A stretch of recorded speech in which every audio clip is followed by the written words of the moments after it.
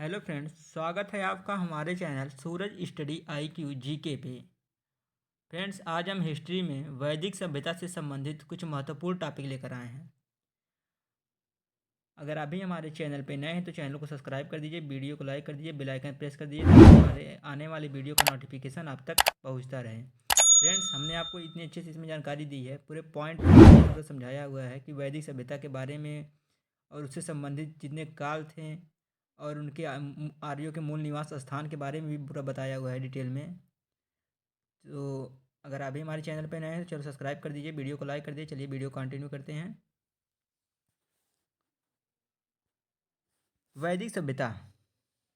Friends, तो ऊपर देख लीजिए आप लोग, वैदिक सभ्यता। वैदिक सभ्यता क्या थी?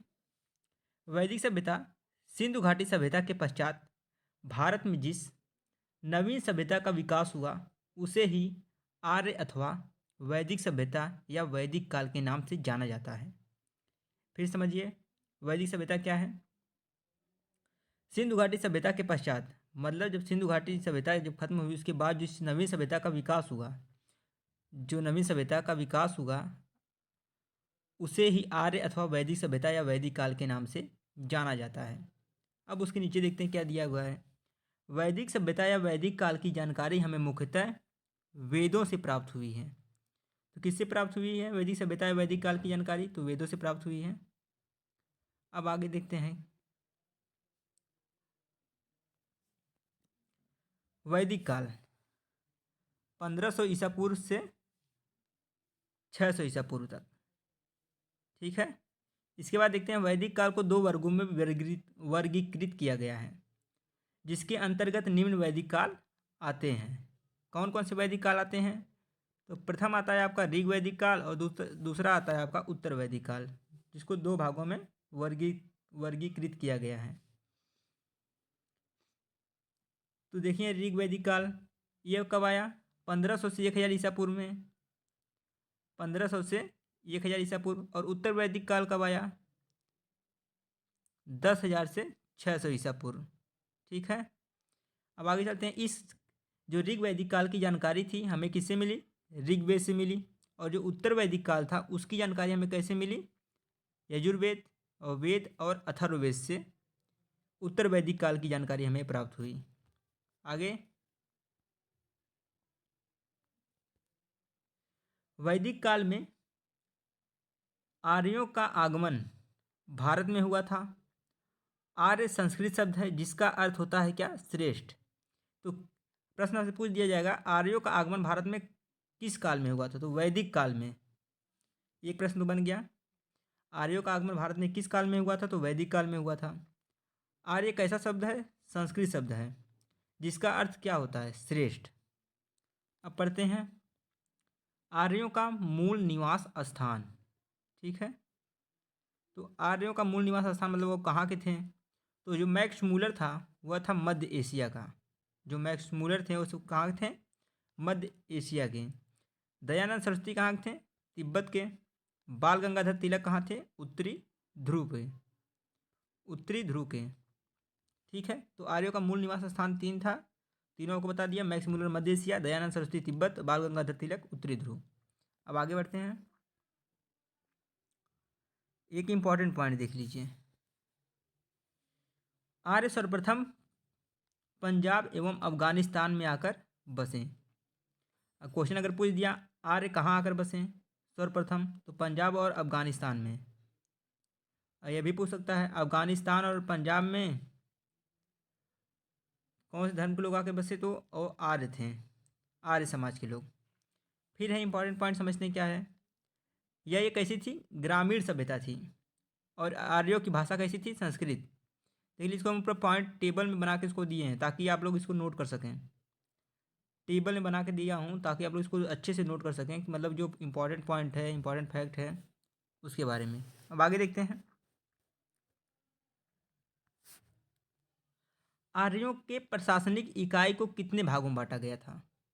तो 5 भागों में बांटा गया था। आर्यों के प्रशासनिक इकाई को 5 भागों में बांटा गया था। पहला था कौन सा? कुल था। दूसरा था ग्राम। तीसरा था विश्व। चौथा था जन। और पांचवा था आपका राष्ट्र। फिर से देख लीजिए। पहला कौन था? कुल था। दूसरा था ग्राम।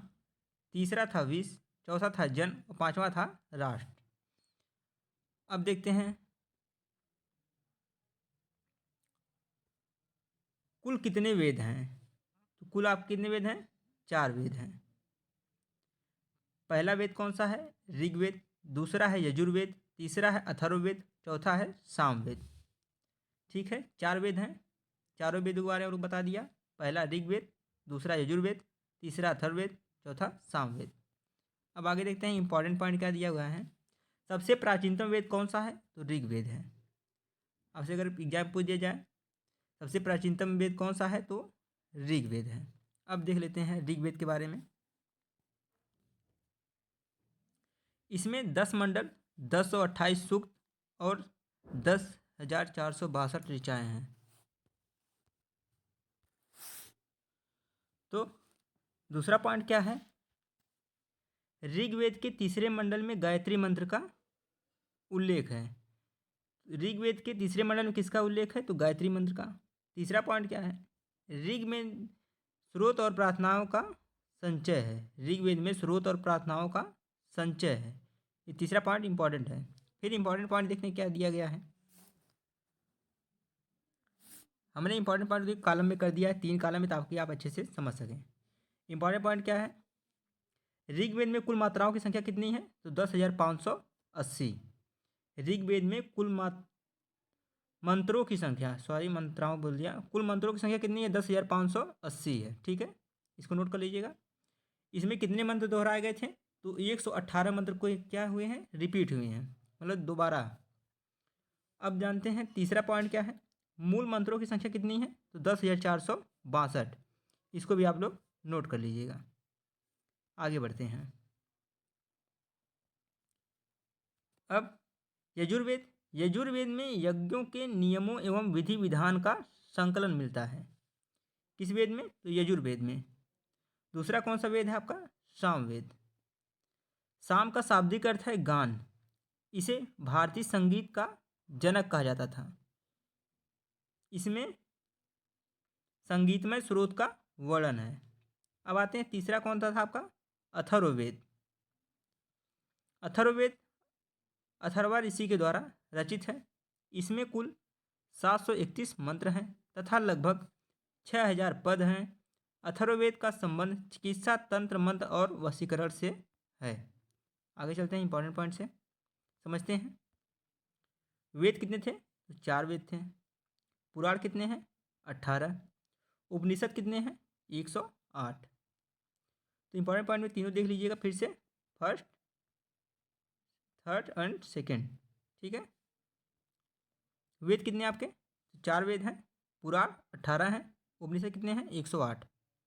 आगे चलते हैं। उपनिषद का शाब्दिक अर्थ है गुरुओं के समीप बैठना। उपनिषद का शाब्दिक अर्थ क्या होता है? गुरुओं के समीप बैठना। इंपॉर्टेंट पॉइंट क्या है? सत्यमेव जयते मुंडक उपनिषद से लिया गया है। तो सत्यमेव जयते किस उपनिषद से लिया गया है? मुंडक उपनिषद से। वेदांत की संख्या कितनी है? 6। सबसे प्राचीन पुराण कितना है? कौन सा है? मत्स्य है। सबसे प्राचीन पुराण मत्स्य है। आगे, ऋग्वैदिक काल में समाज कितने वर्णों में बटा हुआ था? तो 4 वर्णों में बटा हुआ था। ऋग्वैदिक काल में समाज 4 वर्णों में बटा हुआ था। वो 4 वर्ग कौन से हैं? पहला तो था आपका ब्राह्मण, दूसरा है क्षत्रिय, तीसरा है वैश्य और चौथा है शूद्र। फर्स्ट कौन सा है? ब्राह्मण। सेकंड क्षत्रिय। थर्ड कौन सा है? वैश्य और चौथा है शूद्र। अब देखते हैं इंपॉर्टेंट पॉइंट क्या दिया गया है। इंपॉर्टेंट पॉइंट है ऋग्वैदिक काल में वर्ण व्यवसाय के आधार पर निर्धारित किए गए थे। ऋग्वैदिक काल में वर्ण व्यवसाय के आधार पर आधारित किए गए थे। ऋग्वैदिक काल के देवता प्रथम थे इंद्र। यह आर्यों के सर्वाधिक प्रिय देवता थे। इन्हें बुद्ध, युद्ध तथा वर्षा का देवता माना जाता था। इन्हें पुरंदर भी कहते थे। क्या है? यह आर्यों के सर्वाधिक प्रिय देवता थे। किसके प्रिय देवता थे? तो आर्यों के। इन्हें युद्ध तथा वर्षा का देवता माना जाता था। इन्हें पुरंदर भी कहते थे। दूसरा क्या है आपका? अग्नि। अग्नि क्या है? आग के देवता को कहते थे। वरुण क्या थे? वायु के देवता थे। आगे चलते हैं चौथे पॉइंट पे। चौथा आपका आता है सोम। सोम मतलब जंगल के देवता, मारुत मतलब तूफान के देवता, और रुद्र मतलब ये सबसे क्रोध वाले देवता थे। अब जान लेते हैं ऋग वैदिक काल की नदियाँ। फ्रेंड्स इसको भी हमने कॉलम में कर दिया है ताकि आपको अच्छे से समझ सकें कि ऋग वैदिक काल की कितनी नदियाँ थीं और उनके बदले गए नाम क्या थे, प्राचीन नाम क्या था, आधुनिक नाम क्या था। तो ऋग वैदिक काल के नदियों का आधुनिक नाम एवं प्राचीन नाम। तो 10 नदियाँ थीं प्राचीन में और उनके आधुनिक नाम और प्राचीन नाम। तो प्राचीन नाम था पहला सुतुद्री। सुतुद्री को क्या बोलते हैं आधुनिक नाम में? आजकल में सतलुज। आस्किनी को क्या बोला जाता है? चिनाब। विपाशा को क्या बोलते हैं? व्यास। कुभा को काबुल। सदानीरा को गंडक। सुवस्ती को स्वात। पुरुषड़ी को रावी। वितस्ता झेलम। सरस्वती घग्घर। सरस्वती को घग्घर। और 10वां था आपका क्रीमू को कुर्रम। ठीक है, बदले गए नाम देख लीजिए फिर से। सुतुद्री सतलुज, आस्किनी चिनाब, विपाशा व्यास, कुभा काबुल, सदानीरा गंडक, सुवस्तु स्वात, पुरुषड़ी रावी, वितस्ता झेलम, सरस्वती घग्घर नदी के नाम से, क्रीमू कुर्रम के नाम नदी के नाम से। ठीक है, आगे चलते हैं। वैदिक काल के 6 दर्शन। ठीक है, वैदिक काल के 6 दर्शन कौन कौन से थे? तो वेद और उपनिषद 6 ऋषियों के द्वारा पढ़ा गया, इसलिए भारत को षड दर्शन कहते हैं। षड दर्शन मतलब 6 दर्शन। ठीक है, वैदिक काल के 6 दर्शन निम्नलिखित हैं। तो आपको नीचे बता दिया गया 6 दर्शन कौन कौन से थे। पहला था सांख्य दर्शन जो कपिल था। न्याय दर्शन गौतम। योग दर्शन पतंजलि को कहते हैं। विश्लेषी दर्शन कणाद। उत्तर मीमांसा वादरायण और पूर्वी मीमांसा जैमिनी। आगे ऋग वैदिक काल के महत्वपूर्ण तथ्य कौन कौन से थे? पहला था आर्यों का मुख्य व्यवसाय पशुपालन था। दूसरा था आर्यों का समाज प्रीति प्रधान था। तीसरा था गायों को अधन्या की श्रेणी में रखा गया। चौथा था आर्यों द्वारा खोजी गई धातु कौन सी थी? लोहा थी। पांचवा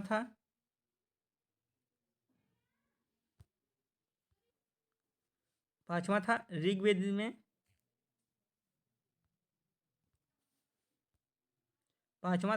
ऋग्वेद में सरस्वती नदी सबसे महत्वपूर्ण तथा सबसे पवित्र मानी जाती थी। छठवां था ऋग्वेद में गंगा का उल्लेख 1 बार, यमुना का उल्लेख 3 बार तथा सिंधु नदी का उल्लेख सर्वाधिक बार हुआ है। ये थे आपके पांचों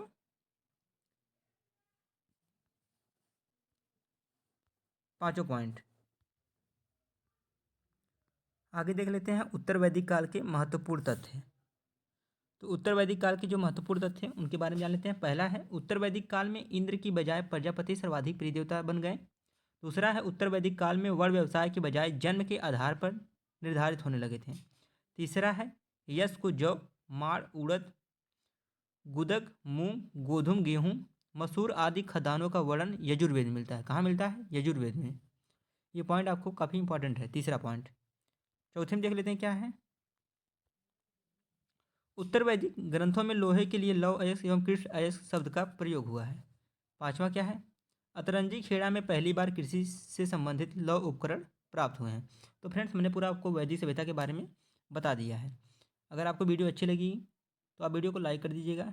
चैनल पे नए हैं तो चैनल सब्सक्राइब जरूर कर लीजिएगा, क्योंकि इसी तरह आपको जो है नई नई वीडियो मिलती रहेगी। मिलते हैं किसी नेक्स्ट टॉपिक पे।